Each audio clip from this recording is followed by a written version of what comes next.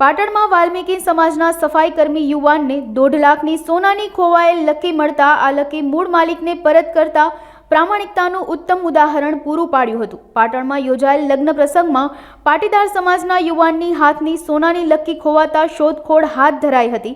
આશરે 1.5 લાખ રૂપિયાની સોનાની લકી વાલ્મીકી સમાજના સફાઈ કર્મચારી જીતુ વાલ્મીકીને મળતા મૂળ માલિકને પરત કરવામાં આવી હતી। સોનાની લકી પરત મળતા ચંદ્રુમાણા ગામના ગ્રામજનોએ ઈમાનદાર વાલ્મીકી સમાજના સફાઈ કર્મચારીનું સાલ ઓઢાડી તેમજ પુષ્પગુચ્છથી સન્માન કર્યું હતું। આજ રોજ પાટણ તાલુકા ચંદ્રુમાણા ગામે અમારા ઘેર એક લગ્ન પ્રસંગ હોય। લગ્ન પ્રસંગમાં એક 1.5 લાખની સોનાની ખોવાઈ ગયેલી લકી એ આ ગામના વાલ્મીકી સમાજના ભાઈએ અમને હુંપરત કરી।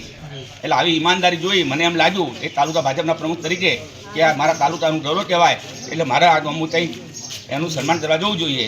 એટલે મેં પરિવારને વાત કરી, અમને વાત કરી અને બધા સંમત થયા અને અમે 7-8 જણા અહીં એમને સન્માન કરવા આવ્યા છે। ગામ પણ મોટી સંખ્યામાં ભેગું થયું છે અને દરેક સમાજે એનું પણ સન્માન કર્યું છે અને આવું પ્રેરણાદાયક કામ બીજા શીખે એ અમારો આશય છે। બીજો મારું ગામ પાટણ તાલુકાની અંદર ચંદ્રુમાણા ગામનું વતની છું। મારું નામ વાલ્મીકી જીતુભાઈ બાલાભાઈ છે। હું ઘણા ટાઈમથી પાટણનું જાણીતું કેટસ એટલે કે મા કેટસ અત્યારે મુખી કેટસ નામમાં જેવા જયેશભાઈના અંડરમાં સફાઈ કોન્ટ્રાક્ટમાં કામ કરતો હતો। જ્યારે પટેલવાડી સમાજની અંદર સફાઈ કામદારમાં હું મજૂર લઈને ગયેલો, મોટો પ્રસંગ હતો। પ્રસંગ દરમિયાન એવું જાણવા મળ્યું કે કંઈક ભાઈની લકી ખોવાઈ ગયેલી છે। તો અમે શોધખોળ કરી પણ તે વખતે તેવા ટાઈમે અમને કંઈ મળી નથી। પણ પ્રસંગ પૂરો થયા પછી સાફ સફાઈ કરતી વખતે છેલ્લે જે મજૂરના મળી એવી મેં મારા હાથમાં લઈને એક જ વિચાર્યું કે મારામાં એક જ પ્રેરણા કે જે વ્યક્તિની આ વસ્તુ ખોવાયેલી છે તેમને પરત કરવું એ જ મારો ધ્યેય હતો। તો 12:30-1 મને આ વસ્તુ મળી। પરત કરવા માટે જે મારા કેટર્સના શેઠ જે જયેશભાઈ મુખી કહેવાય તેમને કોલ કર્યો।